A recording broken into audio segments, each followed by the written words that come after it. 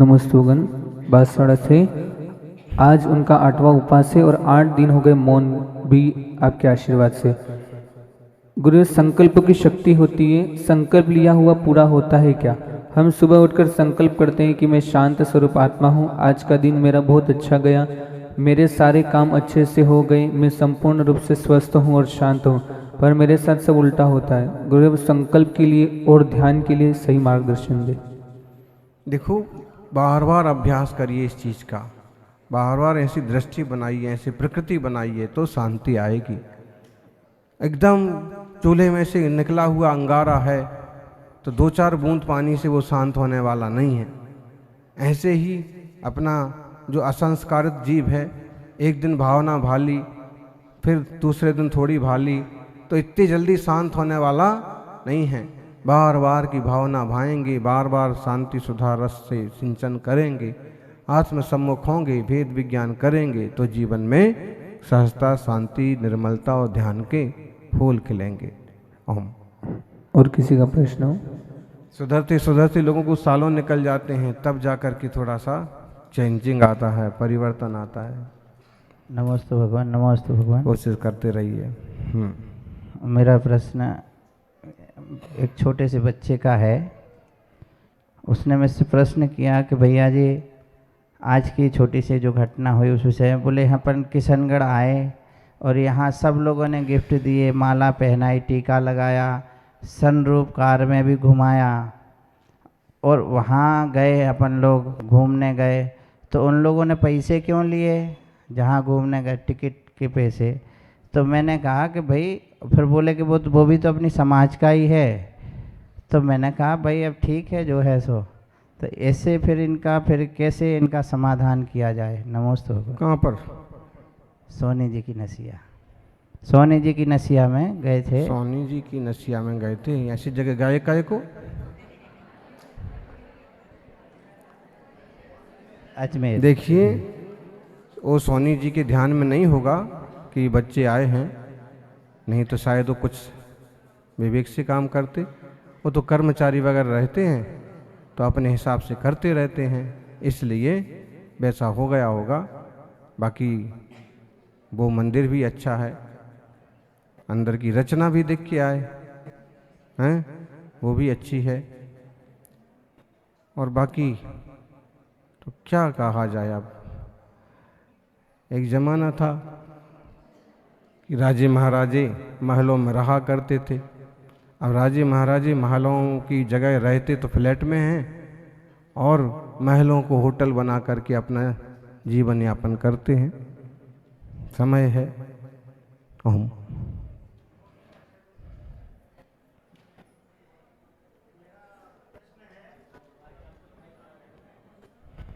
नमोस्तु आचार्य भगवान। मेरी शंका है, अपने जैन सिद्धांत के अनुसार स्वपर कल्याण की बात कही गई है, जबकि व्यवहारिक दृष्टि में ये थोड़ी अटपटी लगती है कि पहले स्वयं का कल्याण करें फिर दूसरों का।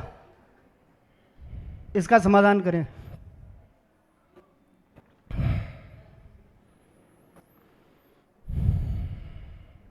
अकबर बीरबल का एक किस्सा है।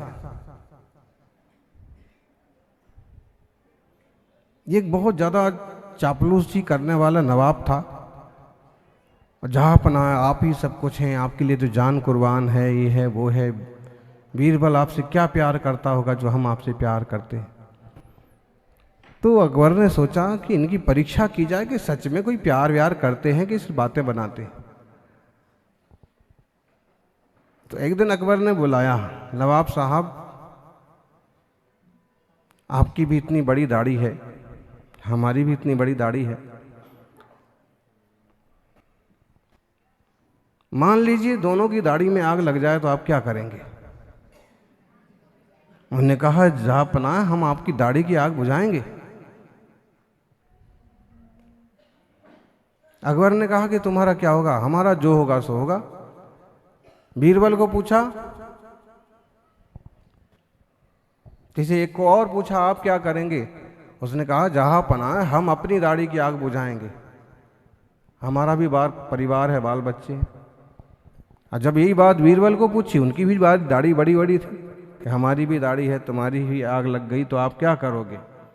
तो बीरबल ने कहा, हुजूर एक हाथ से अपनी बुझाऊंगा, एक हाथ से आपकी बुझाऊंगा, आग दोनों की बुझाऊंगा। मतलब ये है कि अगर आप सक्षम हैं, बुद्धिमान हैं, तो आप सोपकार भी करिए और आप परोपकार भी करिए। लेकिन आप सक्षम और बहुत बुद्धिमान नहीं हैं और आप नहीं संभाल पाते दोनों चीज़ें, तो सिर्फ आप सोपकार करिए। अपनी शांति, अपनी निर्मलता, अपनी साहसता बनी रहे, अपनी आजीविका ठीक से चलती रहे, इस पर गौर कर लीजिए। और अगर आप आधहिदम कादब्बम जय सक्कई परहिदम च कादब्बम आधहित परहिदादो आधहिदम सुट्ठु कादब्बम।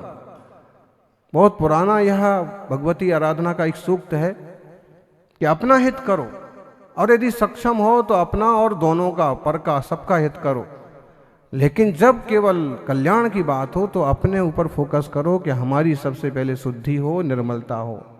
जब तक महावीर स्वामी को केवल ज्ञान नहीं हुआ तब तक उन्होंने उपदेश भी नहीं दिया, पहले हम तो परफेक्ट हों। ओम। और कोई है क्या? हैं, राजकुमार हैं।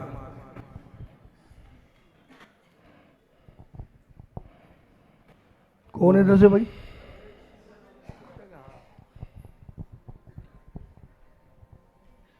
नमस्ते गुरुदेव।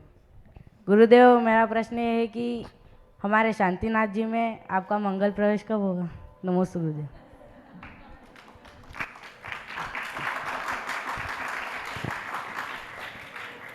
तिथि अभी पक्की नहीं है, लेकिन होगा।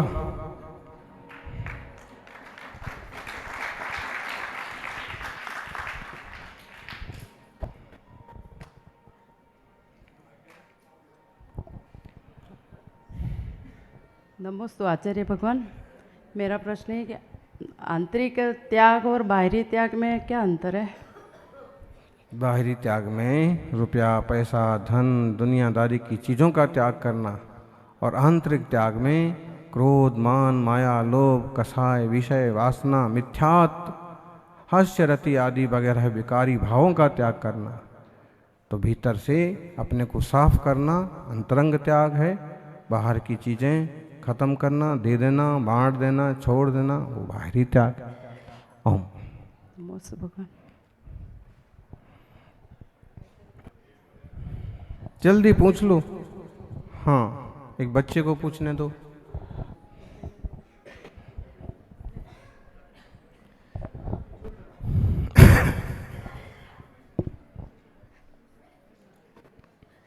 नमस्ते महाराज जी। पर्यूषण बस 10 दिन के क्यों बनाते हैं? एक परिपाटी है, एक नियम है, इसके पीछे कुछ तर्क है, बाकी मना नहीं किया है। ये 10 दिन तो समझ लो जैसे स्कूल है, 10 दिन आप सीख लो और बाकी जिंदगी भर इसको, साल भर इसको बहुत अच्छे से जियो, इसको मनाओ। आज जैसे आपने एक खेल सीख लिया तो अब आप चाहें तो कभी भी खेलें उसको। आपने एक पाठ सीख लिया, आप चाहें तो कभी भी बोलें। एक गीत सीख लिया, ऐसी पर्यूषण के 10 दिन, ये 10 गीत हैं, इनको सीख लो और पूरे साल भर इन्हें गाओ, इन्हें जियो, तो बना रहेगा। नमस्ते आचार्य जी। आचार्य जी, जब कॉपी और बैग गंदे रहते हैं तो कितना पाप मिलता है? कितना पाप मिलता है? कॉपी और पेन जो है, और किताबें फाड़ना, कॉपी फाड़ना, बैग को गंदा करना, इसमें भी एक तरह से किताबों की आसाधना होती है। ये तो कभी भी किताबें सम्मान से उठाओ, कॉपी को अच्छे से रखो, बैग को ठीक से उठाओ रखो, उसको मैला गंदा मत करो। स्कूल से आओ, घर में फेंक के भाग मत जाओ, उसको सही सही जगह रखो, तो थोड़ा पुण्य लगेगा। ओम। नमस्ते गुरुदेव।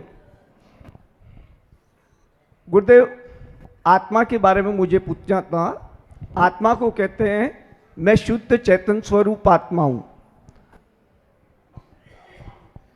उसमें किसी संत ने ये बताया कि शरीर तो मलमूत्र से बना हुआ एक हाड़ मांस का पुतला है, तो चैतन्य स्वरूप आत्मा और शरीर में विभिन्नता क्यों पाई जाती है? सात तत्व हैं। जीवा जीवास्त्र बंध संबंध रजरा मोक्षास तत्वम। ये जो जीव है ये एक अलग तत्व है, और अजीव पुद्गल भी जिसमें खास, जिससे शरीर रचा गया है, वो एक अलग तत्व है। लेकिन अनादिकाल से जीव विकारों से ग्रस्त है, वासनाओं से ग्रस्त है, सांसारिक संस्कारों से संस्कारित है, इसलिए नए नए शरीर लेता है।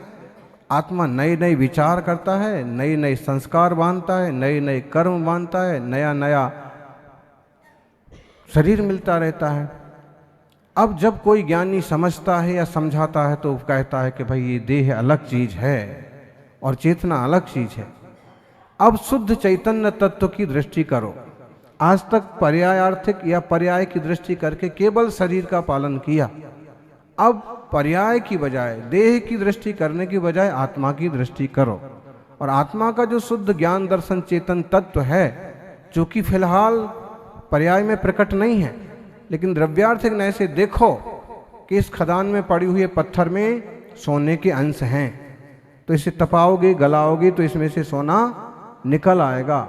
ऐसे ही इस देह में चेतना है, आत्मा है, तो सम्यक पुरुषार्थ करेंगे। योग्योपादान योगेन दृष्टा स्वर्णता मता द्रव्यादि स्वादि संपत्ता बात मनोप्यात मदा मता। तो आत्मा देह से भिन्न होगी और सही दिशा में कदम बढ़ाते रहेंगे। कर्मों की विकारों की निर्जरा हो जाएगी तो आत्मा परमात्मा भी हो जाएगी।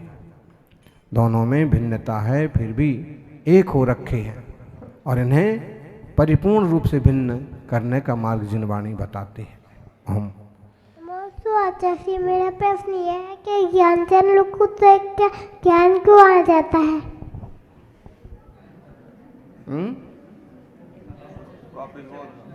ज्ञानचंद्र को ज्ञान देखकर ज्ञान क्यों आ जाता है?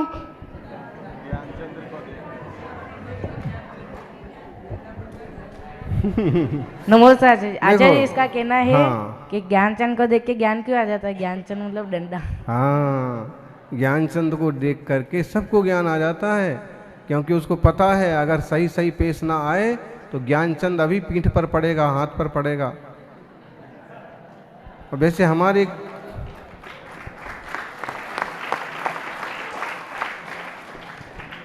कहाँ से खोज के लाई प्रश्न? यहाँ ज्ञानचंद को देख के। वैसे हमारे एक पंडित जी भी थे, ज्ञानचंद व्याकरणाचार्य, वो पढ़ाते थे तो ज्ञान आता था। तुम लोगों को ज्ञानचंद को देख के ही ज्ञान आ जाता है, बढ़िया बात। लेकिन बात तो सही है कि कोई जैसे जिस चीज़ पर किसी को डांट पड़ रही है वो काम अपन खुद कभी मत करो, क्योंकि उसको डांट पड़ रही तो हमको भी पड़ेगी। जो गलती की उसने की वो अपन कभी मत करो। देखो, खुद गलतियां करके सुधार करना, इसके लिए बहुत टाइम चाहिए, और हम दूसरों की गलतियां देख करके सुधर जाएं कि उसने ये गलती की, ये नुकसान हुआ। तो अपन खुद गलती ना करें, कभी हो जाए तो सुधार लें, बाकी दूसरों की गलतियों से भी अच्छी शिक्षा लेके आगे बढ़ें। ओम नमोस्तु आचार्य श्री। भिलवाड़ा से आए 7 शिविरार्थियों की ओर से बारंबार नमोस्तु नमोस्तु नमोस्तु। मेरी जिज्ञासा है महाराज जी कि जैसे तीर्थंकर भगवंतों के कोई गुरु नहीं होते और स्वयं दीक्षित होकर के ही मतलब अपना कल्याण करते हैं, तो भारतवर्ष में श्रमण परंपरा के अंतर्गत जो सबसे पहले मुनि बने होंगे वो कैसे दीक्षित हुए होंगे? और परम पूज्य आचार्य श्री आदि सागर जी महाराज अंकलेश करके गुरुदेव कौन है? आचार्य आदि सागर जी अंकलिकर महाराज ने पहले शुल्लक दीक्षा तो जिनसेन स्वामी थे ली थी, लेकिन फिर उनको चर्या साधना में कुछ समझ में नहीं आया कि हमने जो स्वाध्याय किया है वैसा तो कुछ दिख नहीं रहा है, और वो चाहते कि पूरा तरह से मूलाचार के अनुसार साधना हो। तो फिर उन्होंने 5-7 साल तक शुल्लक इलक की दशा में साधना की। 1906 में शुल्लक दीक्षा ली, फिर 1913 में कुंथलगिरी जाकर के वहाँ भगवान के चरणों में खुद ही मुनि दीक्षा ले ली। सब केस लॉन्च कर लिए, वस्त्र आदि त्याग कर लिए, महाव्रतों की प्रतिज्ञा कर ली, 28 मूलगुण स्वीकार कर लिए और जिंदगी भर उनका पालन करते रहे। ऐसे ही आचार्य श्री शांति सागर जी महाराज ने किया। इस तरह की जब कोई नहीं उपलब्ध हो पाता है, पास में नहीं हो पाता है, तो इस टाइप की विधि पहले के मुनिराजों ने की। ओम। नमस्ते। और कोई उधर से क्या कोई?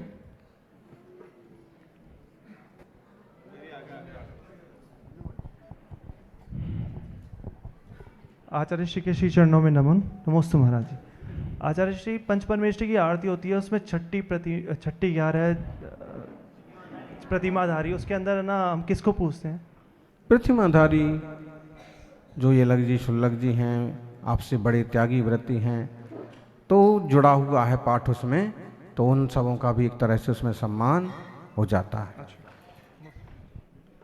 फिर उसमें बाहुबली स्वामी को भी जोड़ दिया, फिर उसमें और भी जोड़ लो, फिर तो आरती इतनी बड़ी कर लो। ये हैं जैसे वो कुछ गीत होते ना, देसी गीत, उस देसी गीत में क्या होता है, एक टोन रहती है, उसमें सब तीर्थंकरों के नाम जोड़ते जाओ, सब गुरुओं के नाम जोड़ते जाओ, लगे रहो सुबह से शाम तक, गीत खत्म ही नहीं होता।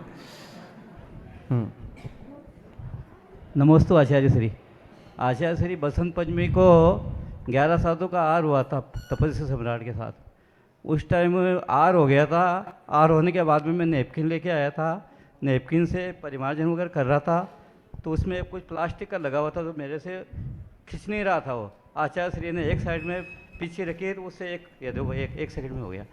ऐसे ये नेपकिन वगैरह नहीं रखना चाहिए, इससे अंतराय हो जाता है। मैं क्या हुआ, आचार्य से आगे से नहीं रखेंगे। हाँ। तो प्लास्टिक वगैरह की चीज़ें चौकी में नहीं होना चाहिए। हाँ। प्लास्टिक वगैरह, नैपकिन वगैरह पर नहीं लगा होना तो चाहिए। सही था आचार्य श्री, उसमें कुछ लगा हुआ था एक जो। अरे प्लास्टिक लगा होगा। हाँ, तुम चल कर जी आगे जो ऐसे कपड़े में थोड़ा सा प्लास्टिक वगैरह भी मिला देते हो कमाई करने के लिए। नमस्ते। तो ऐसे प्लास्टिक वगैरह का धागा वगैरह कुछ होगा, या उसका वो होगा स्लिप टाइप का जो लगा रहता है कंपनी का सिंबल, तो प्लास्टिक वगैरह नहीं होना चाहिए चौकी में। हैं? अब चौका क्लोज लग रहा है और नमक रख रहा है प्लास्टिक की डिब्बी में, जीरे रख रखे। अरे स्टैंडर्ड से करो।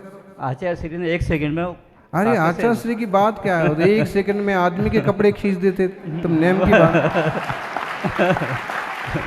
नमस्ते। हाँ बेटा, आप बोलोगे?